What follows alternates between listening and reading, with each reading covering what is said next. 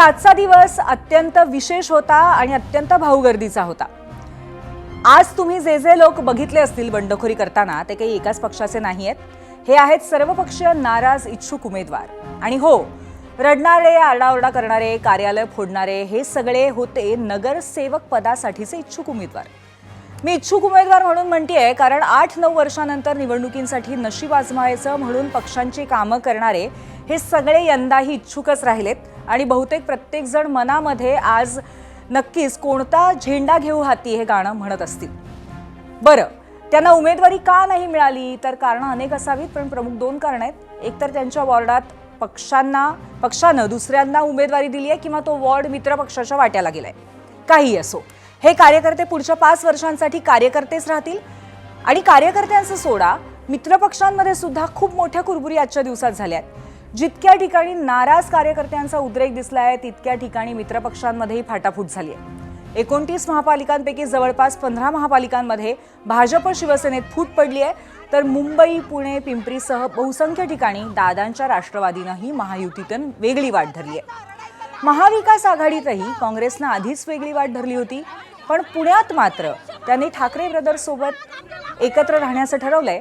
आता खरं तर तुलनाच करायची म्हटली तर महायुतीला जितके तडे गेलेत तितके महाविकास आघाडीत गेल्याचं दिसून आलेलं नाहीये। अगदी तसंच नाराज उमेदवारांचा उद्रेक सुद्धा महायुतीच्याच कार्यालयामध्ये जास्त दिसलेला आहे।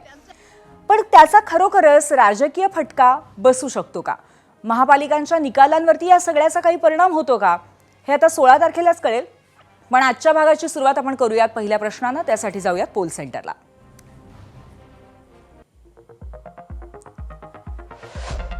आजचा आमचा पहिला प्रश्न आहे, भाजपमध्ये तिकीट न मिळाल्यामुळे नाराजीची लाट, महापालिकांच्या निकालावरती याचा परिणाम होईल का? होय किंवा नाही असे 2 पर्याय आहेत। अजूनही तुम्ही तुमचं मत नोंदवू शकता।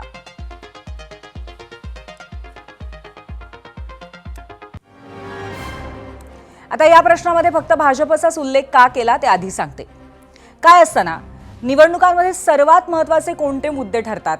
तर पहिला मुद्दा जिंकून येण्याची क्षमता आणि शाश्वती, म्हणजेच पक्ष उमेदवारांमध्ये जिंकून येण्याची क्षमता पाहतो तर उमेदवार पक्षांमध्ये विजयाची शाश्वती पाहतात।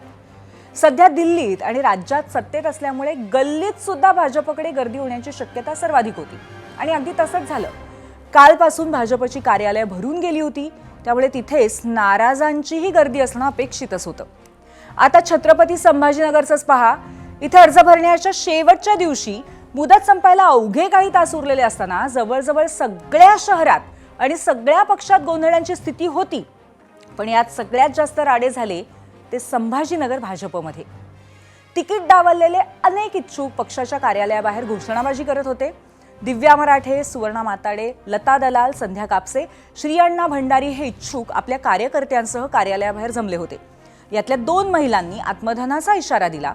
नुसता इशाराच दिला नाही तर चक्क रॉकेलची बाटली घेऊन हे इच्छुक तिथे आले होते। हा सगळा गोंधळ सुरू असताना आमदार अतुल सावे कार्यालयातच होते। अखेर नाराजांच्या रोषाला सामोरं जावं लागू नये म्हणून त्यांनी मागच्या दारानंच काढता पाय घेतला। अहंकार, दुसरं काहीच नाही। जेव्हा मुख्यमंत्र्यांनी सांगितल्यानंतर ज्या जागा वाटप झाल्या होत्या त्या जागेवर सुद्धा सकाळी त्यांनी तिढा निर्माण करणं, याचा अर्थ असा होतो की त्यांना जाणून बुजून युतीमध्ये कुठंतरी ती तुटलीच कशी पाहिजे या पद्धतीने त्याने केलेलं आहे। आम्ही 37 सीट त्यांना देतो म्हणून म्हटलं होतं। त्या 37 सीटची यादी आम्ही त्यांना पाठवली। त्यांनी आम्हाला त्याच्यामध्ये कुठल्याही प्रकारचं उत्तर दिलं नाही। ही शिवसेनेने त्यांच्या स्वतःचं अंतर्गत वाद आणि स्वतःचे वैयक्तिक उमेदवार ॲडजस्ट करण्याकरता ही युती तोडली। कालपासून त्यांचं काय ना फोन आहे, ना ते आलेत, ना ते बोलतात, ना त्यांच्याकडून कोणताही थांबा वाटपा असाही कोणताही संदेश नाही। झालं ते चुकीचं आणि भाजपच्या हट्टापायी झालं एवढं मात्र निश्चित आहे। प्रत्येक वेळेस त्यांनी प्रस्ताव बदलला, कारण माननीय पालकमंत्री एक सांगायचे, त्यांच्याच नंतर ऋषिकेश जयस्वाल एक सांगायचे आणि खासदार साहेब वेगळं सांगायचे। खासदार साहेबांचे तुम्ही बोलता, मी सुद्धा खासदार आहे। चौघांनी मिळून जर प्रस्ताव आम्हाला दिला असता, चौघाकडून एकच जागा आल्या असत्या। बरं, संभाजीनगरामध्ये फक्त इच्छुकांनीच भाजपची डोकेदुखी वाढवली आहे असं नाही, तर त्यांचे कट्टर मित्र शिवसेनेनंही डोकेदुखी वाढवली आहे. कशी ते सांगते. छत्रपती संभाजीनगर महापालिकेमध्ये 29 प्रभागामध्ये 115 जागा आहेत. आता तिथे शिवसेनेचा मोठा बेस होता, पण शिवसेना फुटली, त्यामुळे तिथले कार्यकर्तेही विभागले गेले. अशाच भाजपचा बेसही दरम्यानच्या काळामध्ये चांगलाच वाढला. त्यामुळे महायुतीत एकत्र असलेल्या भाजप शिवसेनेमध्ये संघर्ष अपेक्षित होता. अगदी आज सकाळपर्यंत संभाजीनगरामध्ये बराच ड्रामा झाला. युतीची बोलणी फिसकटल्याचं शिवसेनेचे नेते आणि पालकमंत्री संजय शिरसाट यांनी जाहीर केलं. त्यांच्या बंगल्यावरती शिवसेनेतल्या इच्छुकांनी एबी फॉर्मसाठी मोठी गर्दीही केली होती.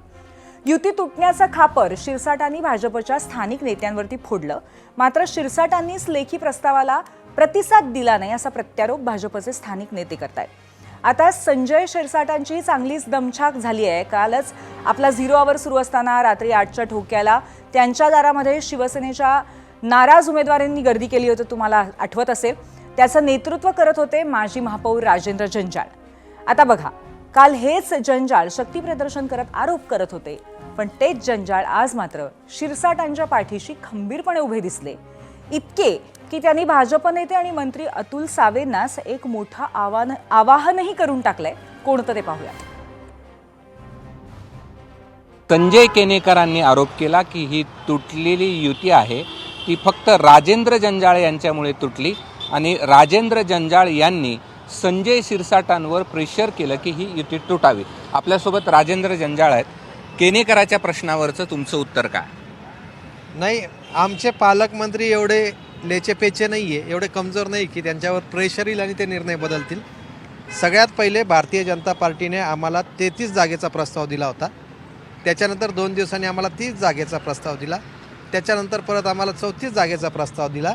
आणि ज्या वेळेस माननीय मुख्यमंत्री आणि उपमुख्यमंत्री साहेबांनी त्याच्यामध्ये हस्तक्षेप केला, त्यावेळेस 39 जागेचा प्रस्तावावर त्यांचं एकमत झालं होतं आणि युती करण्याचं ठरलं होतं.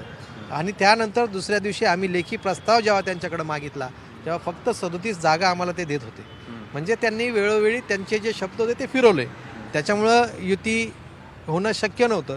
कारण आमचे नगरसेवक या ठिकाणी आहेत, आमचे कार्यकर्ते प्रचंड मोठ्या प्रमाणामध्ये आहे आणि भारतीय जनता पार्टीची जी इच्छा होती त्या इच्छेनुसार आम्ही जर 30, 32 आणि 34 जागेवर जर लढलो असतो तर कदाचित त्यामध्ये आमच्या भरपूर कार्यकर्त्यांचं तिकीट कापले जाण्याची शक्यता होती. त्यामुळे आमचे मत असं होतं की सन्मानजनक जर जागा मिळाल्या तर 100% युती व्हावी. कारण महायुती म्हणजे भारतीय जनता पार्टीची आणि शिवसेनेची युती ही नैसर्गिक युती होती. उदय सामंत असं म्हणतात की अजूनही युती होईल असं त्यांना वाटतं. आता उमेदवारी मिळालेले लोक अर्ज मागे घ्यायला तयार होतील असंही त्यांना वाटतं. इथं शक्य आहे? नाही, एक नेता म्हणून त्यांचं असं मानणं तर खरं चांगलं आहे युतीच्या पूर्ण एकंदर वातावरणासाठी. परंतु आता बी फॉर्म भरल्या गेलेत, सगळे फॉर्म भरल्या गेलेत. आमचं सोडा, पण भारतीय जनता पार्टीचे जर उमेदवार मागे घेणार असतील तर नक्की आम्ही त्याचा विचार करू. असं होईल? 100% होईल. जर भारतीय जनता सुरुवात कोणी करावी? भारतीय जनता पार्टीने करावी, कारण त्यांनी शब्द फिरवला, त्यांनी युती तोडली. ठीक आहे, धन्यवाद. हे होते राजेंद्र जंजाळ आणि युती तुटल्याच्या बाबतची त्यांची ही प्रतिक्रिया होती. कॅमेरामन संतोषसह मी कृष्णा केंडे, ABP माझा, छत्रपती संभाजीनगर. तर ही झाली एक बाजू. पण आम्ही शिवसेनेला 37 जागा दिल्या होत्या, मात्र त्यांनी युती तोडल्यावरती या जागा लढायची आमची तयारी होती, असं भाजप आमदार अतुल सावे यांनी ABP माझाला सांगितलंय. प्रत्येक विभागातून 10-20 लोक इच्छुक होते, ज्यांनी नाराजी व्यक्त केली. त्यांची समजूत घालण्याचा प्रयत्न सुरू असल्याचं ते म्हणालेत. आमचे प्रतिनिधी कृष्णा केंडे यांनी सावेंशी बातचीत केली, ती आपण पाहूया. तुम्ही संभाजीनगर महापालिकेची सगळी जबाबदारी पाहत आहात आणि आज जो सगळा राडा झाला त्याचे तुम्ही साक्षीदार आहात. काय प्रतिक्रिया आहे याबद्दलची? नाराज लोकांची संख्या खूप आहे. आज सकाळी 10 वाजता शिवसेनेचे नेते संजय शिरसाट यांनी युती नाही असं जाहीर केल्याबरोबर आमचे तर ऑलरेडी 50 लोकांना आम्ही ज्यांना सांगितलं होतं की तुम्ही तयारी करून ठेवा, त्यांना तर आम्ही फॉर्म भरण्याकरता आणि त्यांचे बी फॉर्म, पण जे 37 तिकीटं आम्ही त्यांना दिले होते, त्या 37 जागा ज्या त्यांना आम्ही ऑफर केल्या होत्या त्या ठिकाणी ते लढणार होते असा आमचा अंदाज होता. पण त्यांनी न यावेळेस युती तोडली तर आम्ही त्याची 37ची पण आम्ही तयारी करणार आहे. आम्ही अनेक लोकांना मेसेज दिले किंवा तुम्हाला लढावं लागेल. कसं असते शेवटी प्रत्येक विभागातून जवळजवळ 10-10, 20-20 लोक, 25-25 लोक इच्छुक होते. तिकीट तर एकालाच मिळणार. आता ज्यांना तिकीट मिळालं ते त्यांचा फॉर्म भरून त्याचं हे करण्यामध्ये बिझी होते. ज्यांना नाही मिळालं ते नाराज होऊन तिकडे प्रचार कार्यालयावर आले. आम्हाला नक्कीच अंदाज आहे की ह्या लोकांना त्यांची नाराजी व्यक्त त्यांनी केली ती काही चुकीची नाही, कारण की प्रत्येकजण तिकिटासाठी प्रयत्न करत असतो, पण एकालाच तिकीट मिळत असते. आम्ही अनेक लोकांना नंतर भेटलो, त्यांची समजूतही घातली. आता काही लोकांना त्यांना अजूनही भेटू आणि काही लोक फॉर्म भरलेत वगैरे त्यांच्याशी पण आम्ही संपर्क करू, त्यांना समजवत घालू. कॅमेरामन बाळासाहेब पाचवणेसह मी कृष्णा केंडे, एबीपी माझा, छत्रपती संभाजीनगर. तर छत्रपती संभाजीनगरमध्ये अगदी कालपासून प्रचंड मोठ्या प्रमाणावरती हाय व्होल्टेज ड्रामा झालेला आहे. कदाचित अजूनही सुरू आहे असं म्हटलं तरी वावगं ठरणार नाही. आणि नक्की काय काय घडलं, का घडलं याबद्दल आपण आणखीन चर्चा करणार आहोत. आमचे प्रतिनिधी कृष्णा केंडे आपल्यासोबत आहेत. कृष्णा, कालपासून जबरदस्त केंद्रस्थान नाट्यमय अशा विविध प्रसंगांचं ठरलेलं आहे संभाजीनगर. म्हणजे काल सुरुवातीला संजय शिरसाट यांच्यावरती नाराजी ओढवलेली होती कार्यकर्त्यांची, ती आपण पाहिली. त्यानंतर आज भाजपमध्ये कसे नाराज वेगवेगळ्या पद्धतीने त्यांचा उद्रेक झाला आहे आपण पाहिलं. आणि शिवाय या सगळ्याला महायुतीमधल्या सुद्धा रस्सीखेचीची झालं रे. या सगळ्या प्रसंगांचं वर्णन तुझ्या नजरेतनं कसं करशील? अगदी या राड्याची म्हणजे अभूतपूर्व राड्याची सुरुवात कालपासूनच झालेली होती. नाराज असलेले जंजाळ संजय शिरसाट यांच्या बंगल्यावरती आपल्या कार्यकर्त्यासह पोचले. त्यांचे समजूत काढण्यासाठी संजय शिरसाटांना यश आलं. सकाळी युती तुटल्याची घोषणा संजय शिरसाटांनी केली आणि युती तोडतानाचं त्यांचं वाक्य असं होतं की आता मैत्रीपूर्ण नाही तर थेट लढत भाजपाशी आम्ही करायला तयार आहोत. आणि त्यामुळे एकीकडं असं वाटलं होतं की राडा होणार नाही, मात्र भाजपाच्या कार्यालयात खूप मोठ्या प्रमाणावरती राडा झाला आणि त्याची सुरुवात झाली ती देखील सावे यांच्या घराच्या समोरूनच. एक महिला आली आणि तिने थेट मला तुमच्याशी बोलायचं असं म्हणत नाराजी व्यक्त करत राडा करायला सुरुवात केली. ती कार्यालयामध्ये पोहोचली. अन्य काही महिला देखील पोहोचल्या आणि सगळ्या महाराष्ट्राने पाहिलं की BJPचं प्रचार कार्यालय 1 तासभर हा सगळा राडा सुरू होता. महिलांच्या डोळ्यामध्ये अश्रू होते. जुने जे भाजपाचे महिला कार्यकर्त्या होत्या त्यांनीही नाकारल्याचा रोष या ठिकाणी व्यक्त केला. VIPचं जे तिथला भाग आहे त्याचा जो दरवाजा आहे तो देखील कार्यकर्त्यांनी या ठिकाणी तोडला. पोलिसांना मध्यस्थी करावी लागली. महिला पोलिसांनी महिलांना ताब्यात घेण्याचा अगदी खरं आहे. आणि कृष्णा, ही सगळी दृश्य आपण पुन्हा एकदा पाहतोय आता. आणि सकाळी सुद्धा हे सगळ्या रिपोर्ट तू आमच्यापर्यंत पोहोचवलेला आहेस. पण मुद्दा असा आहे की तुझ्या नजरेतनं या सगळ्याचा परिणाम आता निवडणुकीच्या बाबतीत कसा होऊ शकतो? मतदारांच्या कुठेतरी मतपरिवर्तनावरती याचा परिणाम तिथपर्यंत जाऊ शकतो का? नाही, निश्चित याचा परिणाम कसा होईल तर याचा परिणाम नाराजांची संख्या जास्त असल्यामुळे तो पक्षावरती त्याचा थेट परिणाम निश्चित होईल. आणि याची प्रचिती पाहायला मिळाली की यापूर्वी शिवसेना भाजपाचे कार्यकर्ते आणि भाजपा शिवसेनेचे कार्यकर्ते घेणार नाहीत अशा प्रकारची घोषणा केली होती.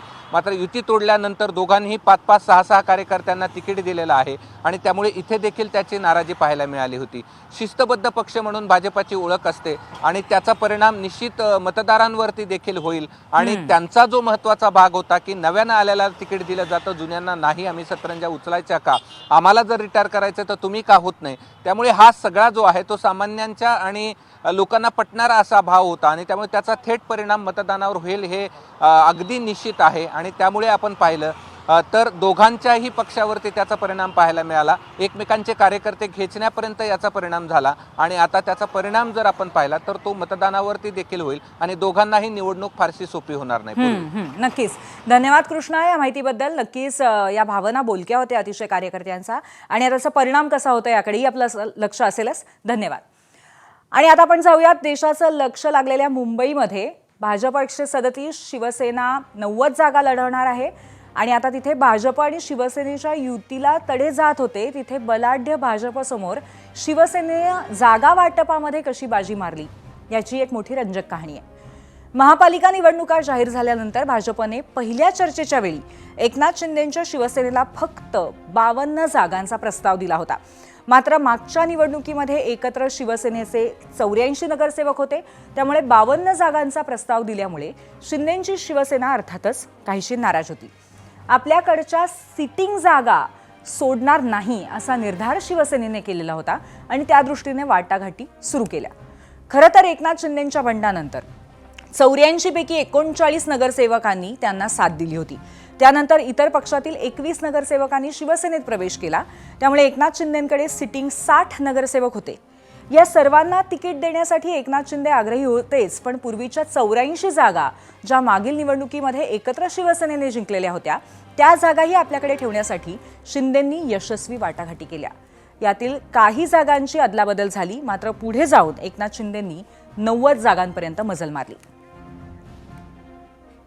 महत्त्वाची पहिली गोष्ट सांगतो की मुंबई महानगरपालिकेमध्ये शिवसेना, भाजप आणि रिपाई ही महायुती झालेली आहे. 137 जागा भाजप आणि रिपाई लढतंय आणि 90 जागा शिवसेना लढतंय. ज्या पद्धतीनं आपल्यापर्यंत विरोधकांकडनं एक संदेश देण्याचा प्रयत्न होता की आम्ही 52 ठिकाणी लढतोय, आम्ही 60 ठिकाणी लढतोय, आम्ही 70 ठिकाणी लढतोय, तर काल रात्री त्यांचा तो भ्रमनिरास झाला असेल आणि 90 ठिकाणी शिवसेना मुंबईमध्ये महायुती म्हणून लढते. पण या सगळ्यामुळे भाजपमध्ये मोठ्या प्रमाणात बंडखोरी झाल्याचं बघायला मिळालं. विशेष म्हणजे बरीचशी बंडखोरी भाजपच्याच उमेदवाराच्या विरोधात झाली आहे. भाजपचे मुंबई उपाध्यक्ष कमलाकर दळवींनी पक्षाच्याच उमेदवार हर्षिता नार्वेकरांच्या विरोधात अर्ज भरलाय. तर वर्सोव्यामध्ये मुंबईच्या सचिव दिव्या ढोले यांनी भाजपच्या सायली कुलकर्णींच्या विरोधामध्ये बंडाचा झेंडा फडकवलाय. दक्षिण मुंबई जिल्हा महामंत्री गजेंद्र धुमाळ यांनी अपक्ष म्हणून अर्ज भरलाय. गोरेगावातून संदीप जाधव यांनी बंड केलंय. तर भाजपला जागा सुटल्यामुळे शिवसेनेतल्या इच्छुकांनीही अर्ज भरलेले आहेत. कुर्ल्यातल्या 168 क्रमांकाचा वॉर्ड भाजपच्या वाट्याला गेल्यामुळे शिवसेनेच्या 3 टर्म नगरसेविका अनुराधा पेडणेकर आणि महेश पेडणेकर यांनी बंड केलंय. असाच बंड प्रभाग 7 मधनं भूपेंद्र कवळी, 8 मधून अमृता कवळी या शिवसेनेच्या इच्छुकांनीही केलंय.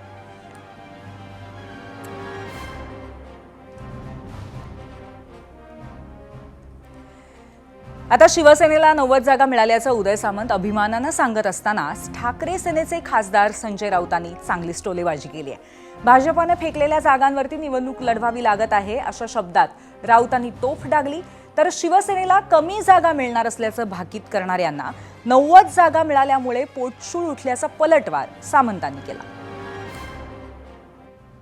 काय पाळी आली आहे की स्वतःला शिवसेना म्हणजे अमित शहाची शिवसेना म्हणून घेणाऱ्यांना भारतीय जनता पक्षाच्या दारात जागा मागायला उभं राहावं लागतं आणि त्यांनी दिलेल्या फेकलेल्या जागांवर यांना निवडणूक लढवायची आहे.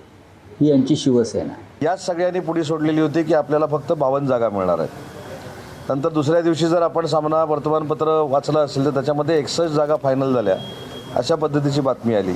त्याच्यानंतर 65 वर हे थांबले आणि खरं तर काल 90 जागा मिळाल्यामुळं खरा पोटसूळ जर कोणाला उठला असेल तर यांना उठलेला आहे. आणि 90 जागा देऊन नक्कीच भाजपानं शिवसेनेचा त्या ठिकाणी सन्मान केला आहे. भाजप आणि शिवसेना म्हणून आमचा स्ट्राईक रेट हा अतिशय चांगला राहील. 150पेक्षा जास्त जागा मुंबई महानगरपालिकेमध्ये आम्ही जिंकू. मुंबई महापालिकेसाठी अर्ज दाखल करण्याची प्रक्रिया संपल्यानंतर ठाकरे बंधूंसह शरद पवारांच्या पक्षाच्या जागा वाटपाचा फॉर्म्युला समोर आलाय. ठाकरे बंधू आणि दोन्ही पक्षाच्या नेत्यांनी अखेर बैठकांमधनं साधक बाधक चर्चा करून सुवर्णमध्य काढत जागा वाटपाचं अवघड गणित सोडवलंय. उद्धव ठाकरेंची शिवसेना मोठा भाऊ ठरली आहे. 163 जागा लढणार आहे. तर राज ठाकरेंना म्हणजेच मनसे पक्षाला 53, याशिवाय राष्ट्रवादी काँग्रेस, शरदचंद्र पवार पक्षाने 11 ठिकाणी उमेदवार दिलेत. त्यानंतर काही मिनिटांपूर्वीच एक हाय व्होल्टेज बैठक पार पडली आहे.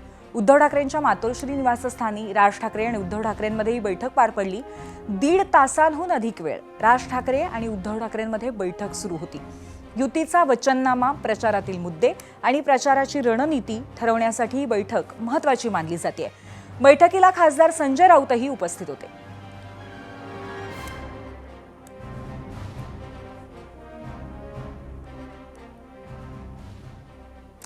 आणि ठाकरे बंधूंच्या युतीच्या अनुषंगाने असलेल्या या सगळ्या घडामोडींबद्दल आता आपण अधिक चर्चा करूया. आपले प्रतिनिधी सचिन गाड आपल्यासोबत आहेत. सचिन, अत्यंत बहुचर्चित अशी युती आहे ठाकरे बंधूंची. अखेर त्याला रूप आलेलं आहे, जागा वाटपही समोर आलेलं आहे, पण तरीसुद्धा अनेक अशा गोष्टी आहेत ज्याच्यामध्ये कुठेतरी ठाकरे बंधू सावधगिरीचा बाळगत पुढे जाताना दिसतात. कदाचित आजची बैठक सुद्धा त्याचंच एक प्रतीक असेल. सचिन,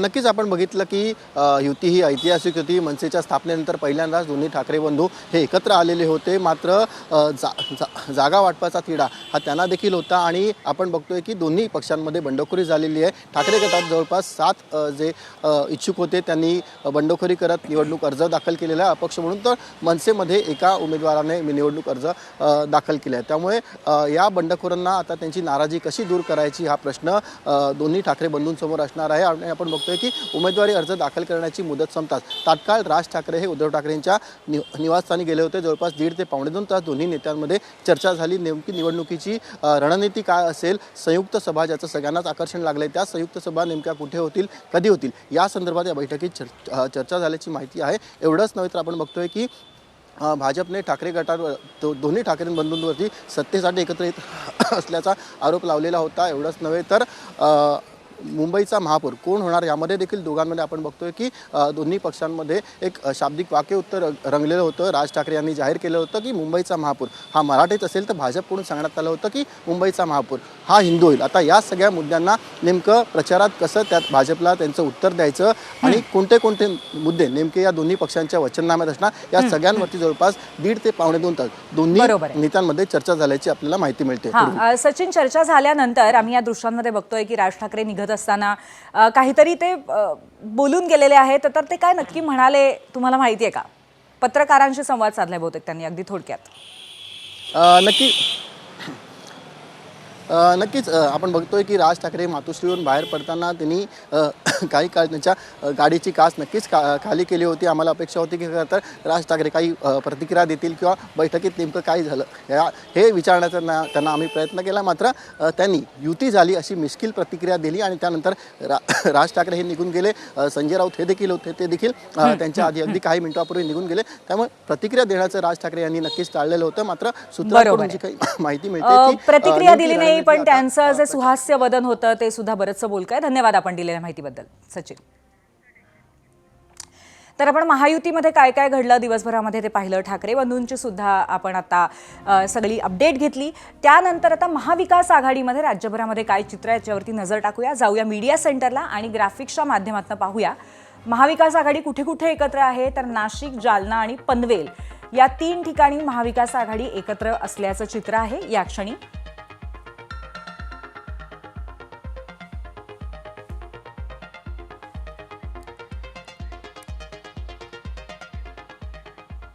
आणि आता राजकारणाशी संबंधित असलेला आणखीन एक महत्त्वाचा विषय, राजकारणाचं गुन्हेगारीकरण हा अगदी नेहमीच सगळला जाणारा विषय असतो.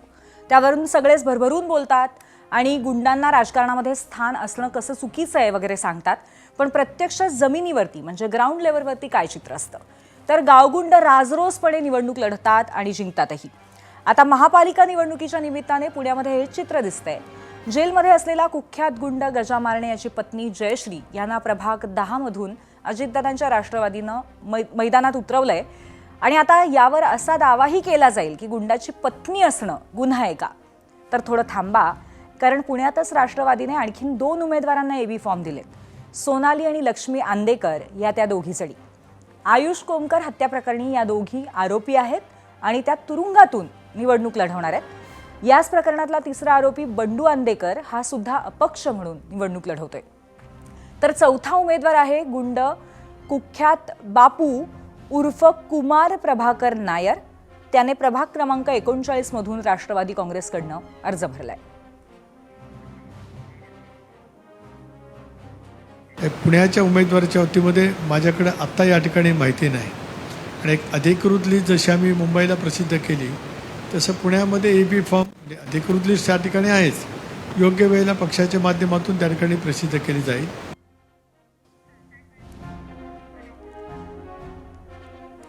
हे जे गुन्हेगारी आणि राजकारणाचं नातं आहे आणि ते निवडणुकीच्या दृष्टीने पुन्हा एकदा प्रकाशात आलं, त्याच्यावरती चर्चा करायला आपण जाऊयात आपले पुण्याचे प्रतिनिधी मंदार गोंजारी यांच्याकडे.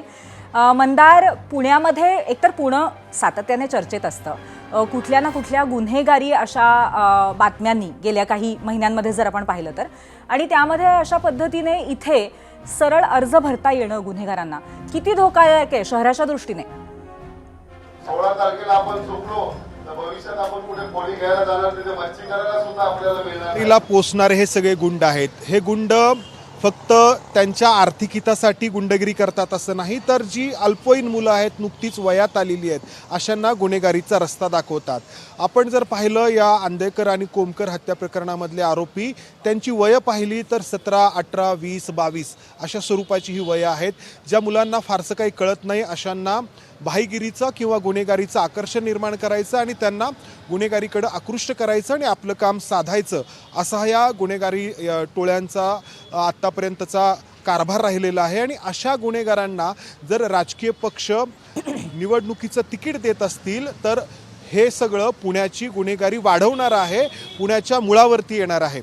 आणि फक्त आंदेकर कुटुंबातील या 2 महिलांनाच नाही तर अजित पवारांच्या राष्ट्रवादी काँग्रेसकडून गजा मारणेची बायको जयश्री मारणे हिला उमेदवारी देण्यात आली. आणि आत्ता आपण जी बातमी सांगितली की बापू नायर याला उमेदवारी देण्यात आली. हा बापू नायर 2021मध्ये दीपक मारटकर यांची जी हत्या झालेली होती शिवसेनेचे, यांच्या हत्या प्रकरणामध्ये अटक होता आणि काही दिवसांपूर्वी तो जामिनावरती आलेला आहे. त्याच्या आधी निवंगुडे नावाच्या एका व्यक्तीच्या हत्येचा आरोप त्याच्यावरती आहे, तो खटला न्यायप्रविष्ट आहे. दुसऱ्या हत्येच्या प्रकरणामध्ये तो जामिनावरती आहे.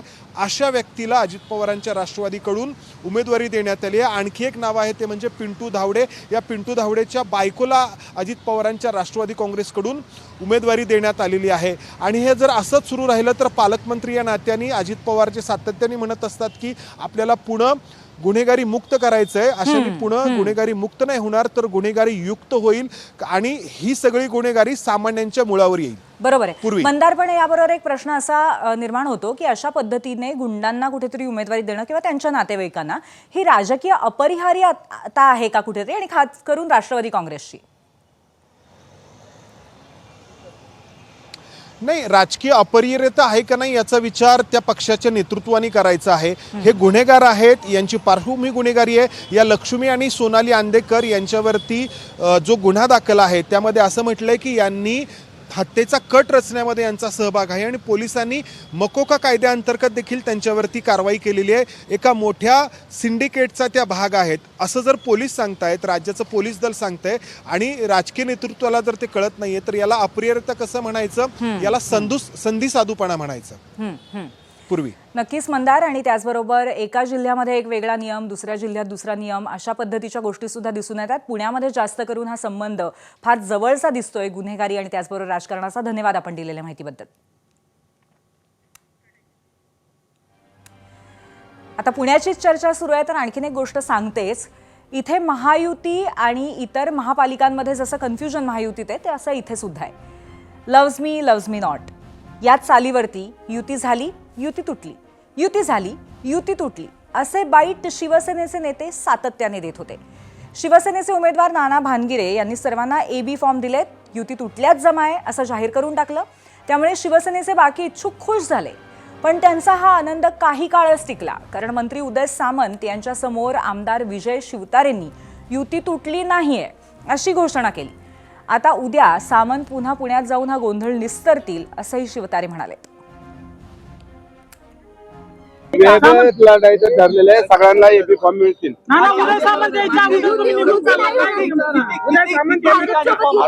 या ठिकाणी आमच्या उमेदवारांनी फॉर्म भरलेला आहे, त्यांना सगळ्यांना AB फॉर्म दिले. आता आम्हाला AB फॉर्म सगळ्यांना दिलेले आहे. युती तुटल्याच जमावर जेव्हा हे चुकीचे संदेश येत होते मी स्वतः तुम्हालाच उत्तर दिलंय, युती तुटलेली नाही. मुख्यमंत्री उपमुख्यमंत्री यांच्याशी चर्चा झालेली आहे. वेळ कमी असल्यामुळे फॉर्म भरले जात आहेत. उद्या सगळ्यांशी चर्चा करून उदय सामंत इथे येत आहेत आणि जो काही समन्वयाने निर्णय घ्यायचा ते नेते घेतील हे मी तुम्हाला सांगितलं. महायुती तुटली असं चित्र कुठेही महाराष्ट्रामध्ये नाही. काही ठिकाणी कमी कालावधीमध्ये असेल किंवा एकमत न झाल्यामुळं असेल AB फॉर्म दिले गेलेले आहेत, काही ठिकाणी दिले गेलेले आहेत. छत्रपती संभाजीनगरला एकमत न झाल्यामुळे पुण्यासारखं चित्र आहे ते देखील आम्ही 2 दिवसामध्ये दूर करू. 29 महानगरपालिकेच्या एकत्र निवडणुका लागण्याचं हे पहिलंच वर्ष आहे. आपण जर सगळ्या महानगरपालिकेचा इतिहास काढला तर त्याच्यामुळं नेते मंडळींना देखील आपापसामध्ये बोलायला वेळ कमी मिळालेला होता. गैरसमज करून घेऊ नये. याच्यामध्ये पुढचा निर्णय माननीय शिवसेनेचे आमचे मुख्य नेते, आमचे प्रमुख एकनाथ शिंदे साहेब आणि राज्याचे मुख्यमंत्री हे देवेंद्रजी फडणवीस साहेब घेतील. आता पुण्यात आपण चंद्रपुरात जाऊया. तिकडे चंद्रपुरामध्ये अर्ज भरायच्या शेवटच्या दिवशी सुधीर मुनगंटीवार आणि किशोर जोरगेवार या भाजपच्या नेत्यांमधला वाद पुन्हा एकदा उफाळून आला आणि निमित्त ठरली भाजपनं दिलेली 2 तिकीटं. अजय सरकार आणि पूजा पोतराजे यांना AB फॉर्म द्यायला जोरगेवारांनी जोरदार विरोध केला. सरकार यांच्यावरती हत्येसह अनेक गंभीर गुन्हे दाखल आहेत आणि पोतराजांचे पती मनोज यांनी फडणवीसांच्या विरोधामध्ये सोशल मीडियामध्ये कॅम्पेन चालवलंय असं जोरगेवारांचं म्हणणं आहे. त्यामुळे AB फॉर्म वाटताना मोठा गोंधळ झाला. पोतराजे यांच्या वॉर्डमध्ये इच्छुक असलेल्या चंद्रकला सोयाम यांनी AB फॉर्मसाठी बराच वादही घातला. मुदत संपायला अर्धा तास बाकी असताना निरीक्षक चैनसुख संचेती 2 AB फॉर्म घेऊन ND हॉटेलमधनं बाहेरही पडले. त्यामुळे ते सरकार आणि पोतराजे यांना फॉर्म देणार की नाही याची उत्सुकता अखेरपर्यंत ताणली गेली. अखेर अर्ज भरण्याची मुदत संपल्यानंतर जोरगेवार यांचंच म्हणणं खरं ठरल्याचं आणि दोघांनाही पक्षानं फॉर्म दिले नसल्याचं स्पष्ट झालं.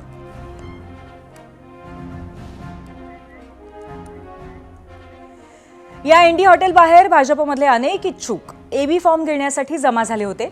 जसजसा दिवस पुढे जात होता तसतसे फॉर्म दिले जात होते. त्यामुळे काही जण घाईघाईत फॉर्म भरायला जात असताना हिरमोड झालेले इच्छुक मात्र संतापलेले आणि गोंधळलेले होते. असेच एक इच्छुक राकेश बोमनवार यांच्या रागाचा पारा चांगला चढला. महिला शहराध्यक्ष छबुताई वेरागडे यांच्याशी जोरदार वाद त्यांनी घातला आणि अखेर तिथं असलेल्या कार्यकर्त्यांनी त्यांना शांत केलं. आज एवढ्या वर्षापासून काम करून राहिलो, 25 वर्ष झाले मी काम करून राहिल्यावर याच्यासाठी. लहानपण गेला माझा. पुन्हा सुधीर भाऊ साठी काम केलं, जोरगेवार भाऊसाठी काम केलं, पुन्हा पार्टीसाठी काम केलं, संघटनेसाठी काम केलं, समिती बनवल्या, बूथ समिती बनवल्या, साऱ्या गोष्टी केल्या. कोणत्याही गोष्टी असं न करता काम केलं. पूर्ण जणांना जे काम सांगितले ते मी केले आहे. वार्डामध्ये अशी इमेज आहे माझी. आणि हे छोट्याशा गोष्टीसाठी, छोट्या गोष्टीसाठी, छोट्या कारणासाठी हे लोक माझी सीट कापून राहिले. स्वतःच्या स्वार्थासाठी सीटा कापून राहिले माझे. कुणाची चिडचिड, कुणाची रडारड, कुणाचा थेट आत्मदहनाचा इशारा असं चित्र राज्यामध्ये आज सगळीकडेच दिसलं. नाशिकमध्ये तर फारच इंटरेस्टिंग गोष्ट घडली. झालं असं की भाजपचे शहराध्यक्ष सुनील केदार यांच्याकडे पक्षाचे AB फॉर्म्स होते. जिथे फॉर्म वाटप केलं जाणार होतं त्या हॉटेलपर्यंत अनेक इच्छुकांनी त्यांच्या कारचा पाठलाग केला. विशेष म्हणजे आमदार राहुल ढिकले, सीमा हिरे हे देखील या पकडापकडीच्या खेळामध्ये सामील झाले होते. नंतर फॉर्म वाटपाच्या ठिकाणीही इच्छुकांची आणि त्यांच्या कार्यकर्त्यांची बरीच गर्दी झाली होती. त्यामुळे मोठा फौजफाटा घेऊन खुद्द पोलीस आयुक्त संदीप कर्णिकांना तिथे जावं लागलं.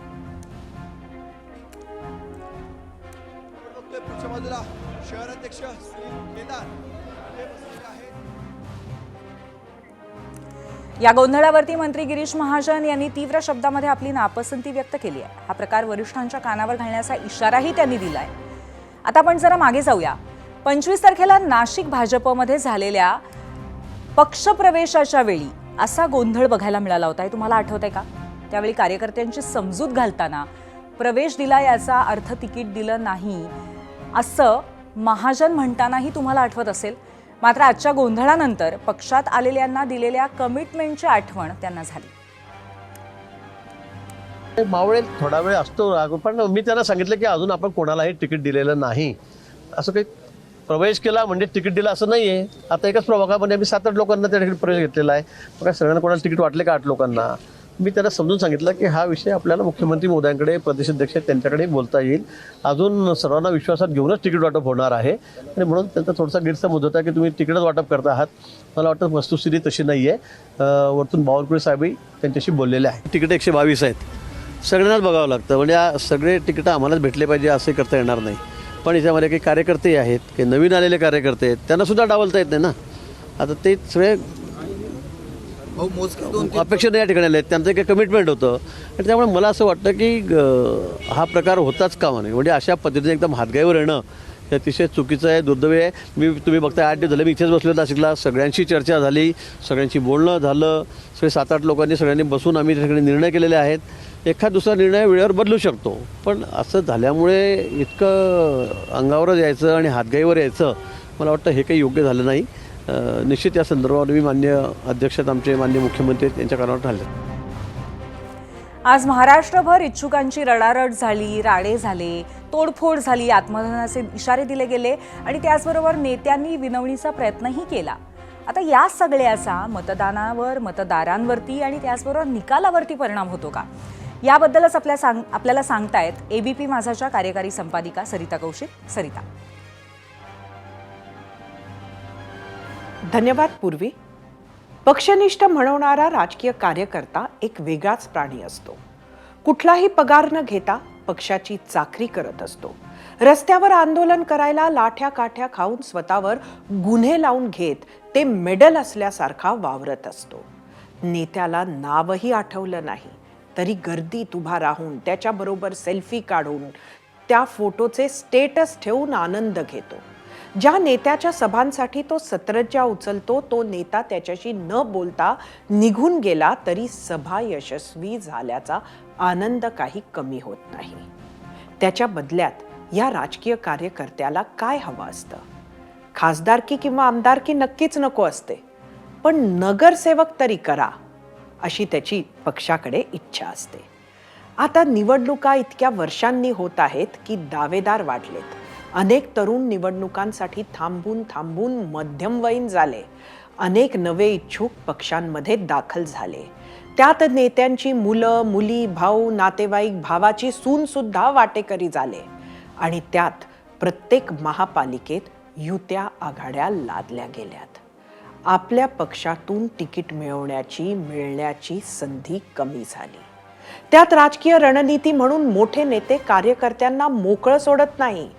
जा सिमरन जा, जीले अपनी जिंदगी असं कोणीही आपल्या कार्यकर्त्यांना म्हणत नाही. उलट शेवटपर्यंत तुम्हालाच तिकीट मिळेल असं मधाचं बोट चाटवून ठेवतात. ते दुसऱ्या पक्षाकडे जाऊ नयेत, बंडखोर निर्माण होऊ नयेत म्हणून. त्यामुळे जेव्हा शेवटच्या दिवशी कळतं की आपल्याला तिकीट नाही, तेव्हा तिकिटाच्या उत्कंठेचा कडेलोट होतो आणि कार्यकर्ता चवताळतो, रागावतो, रुसतो, नाराज होतो. घुसमट तशीच राहते, पण निकालावर त्याचा परिणाम होत नाही हेच सत्य आहे. हे फक्त एका दिवसाचं असतं. राजकारणाचा खेळ तसाच सुरू राहतो. पूर्वी आजच्या आमच्या प्रश्नावरती महाराष्ट्राचा कौल जाणून घेऊया पोल सेंटरला. भाजपमध्ये तिकीट न मिळाल्यामुळे नाराजीची लाट. महापालिकांच्या निकालावर याचा परिणाम होईल का? 32,000 मतं आलेली आहेत आणि 85% लोकांना असं वाटतंय की हो, नक्कीच निकालावरती याचा परिणाम होईल, तर 15% लोक म्हणतायत की निकालावर परिणाम होणार नाही.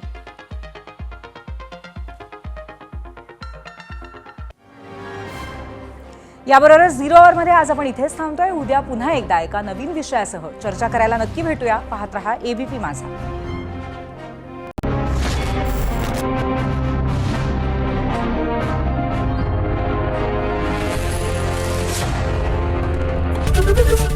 एबीपी माझा, उघडा डोळे बघा नीट.